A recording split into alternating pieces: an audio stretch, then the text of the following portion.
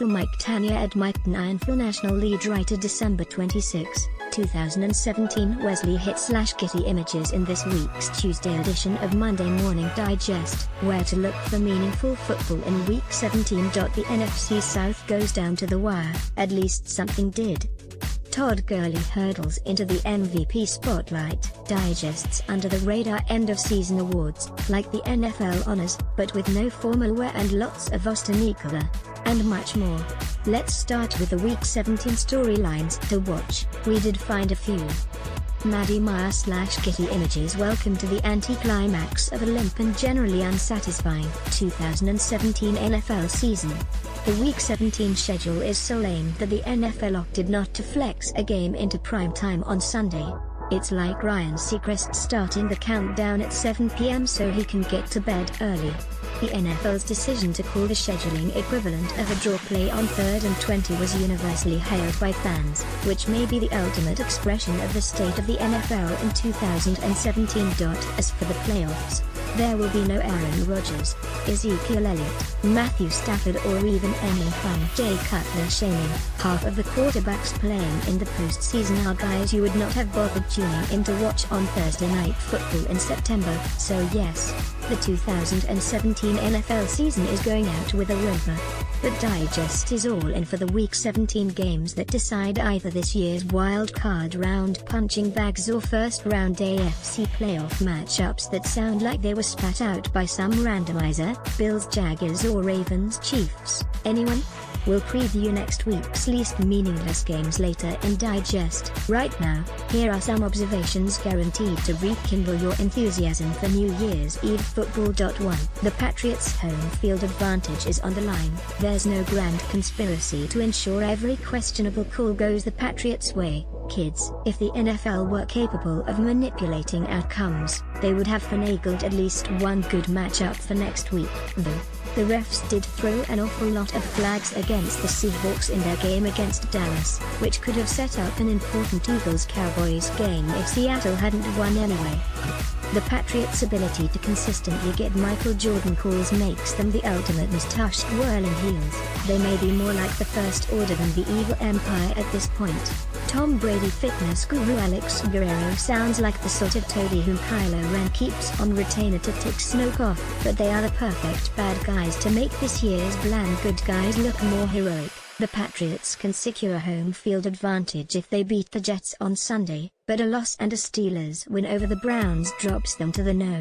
2 seed in the AFC. It's not likely, but it could make Sunday's early games a little more interesting. 2. The NFC's most dangerous team needs one more win. The Saints are exceptionally balanced. They run well, pass well, stop the pass well and are okay at run defense and special teams. They're also exceptionally consistent.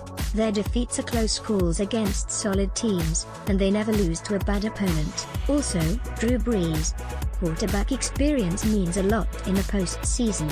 The fact that the Saints need to take care of one last bit of business against the Buccaneers to clinch their division speaks volumes about the quality difference between the NFC and AFC this year. 3. Bears at Vikings could knock over some dominoes. The NFL moved the most playoff-relevant matchups to late afternoon on Sunday, making most of the early games tolerable only to Patriots haters and rubberneckers wondering if the Browns will go 0-16. But it don't sleep on the Bears-Vikings game. The Bears threw an early season scare into the Vikings in Week 5 and have beaten decent opponents like the Panthers and Ravens. A Vikings loss could set off a chain reaction, along with a Panthers win and Seahawks loss, that results in the Panthers getting a first-round bye, which would change the entire complexion of the NFC playoff picture. Throw in a Seahawks victory over the Cardinals, and the poor Vikings could go from sitting pretty with a first-round bye to hosting the Seahawks in a rematch of their memorable 2015 playoff. 4. Real fans root for the Chargers. Real Bills and Titans fans root for the Bills and Titans, obviously. But those two teams worked extra hard to make their own wild card bids as difficult as possible. The Bills served the Chargers a head-to-head playoff tiebreaker in a silver goblet thanks to the Nathan Peterman fiasco. The Titans, heck, The 49ers look much more like a playoff team than the Titans right now. If you need a Week 17 rooting interest, adopt the Orphan Chargers. It will add needed zest to their game against the Raiders, as well as the Jaguars, Titans and Bills Dolphins matchups. If the Titans and Bills lose, and the Chargers win, they're in. That's right, if you want to see Philip Rivers, Joey Bosa, Melvin Ingram and Keenan Allen in the playoffs, you need to become a Dolphins fan for a day. Week 17 football isn't great, but it does make some strange bedfellows. Mark Zaleski / Associated Press. Some quick thoughts about the NFL's latest MVP contender and one of the most exciting individuals in the playoff field. Todd Gurley is an MVP candidate because he leads the NFL in scrimmage yards, 2,093, while averaging 4.7 yards per rush and a remarkable 12.3 yards per reception. Gurley has rushed for 366 yards, caught 16 passes for 225 yards and scored 8 touchdowns in the last 3 Rams games. His 276-yard scrimmage performance carried the otherwise sloppy Rams in a tight victory over the Titans on Sunday. Gurley is late to the MVP conversation because he went through a 5-week stretch of ordinary games, 75 rushing yards or less. In November and early December, when Carson Wentz, Russell Wilson and Antonio Brown dominated the MVP discussion, so Gurley was not really overlooked.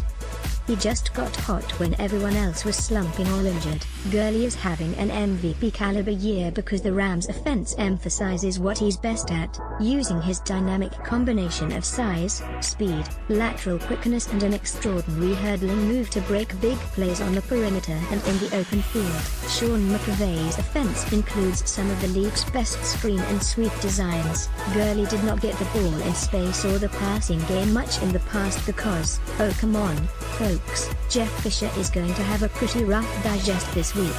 Let's not dwell on the past. Gurley will be one of the most important players in the NFC playoffs because the Eagles entered the weekend with the 4th-ranked run defense in the NFL, according to Football Outsiders.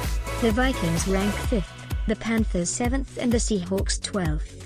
The Saints and Falcons, meanwhile, rank 26th and 13th. Gurley can be a difference maker against the weaker defenses, and strong recent performances against the Eagles and Seahawks suggest that he can do far more than keep the Rams' offense balanced against the stronger ones. Gurley is better than the Saints running back tandem or the Eagles backfield committee because, well, Mark Ingram and Alvin Kamara are pretty awesome, and the Eagles have a back for every occasion, but Gurley's status as a 3-down back keeps the Rams' offense unpredictable.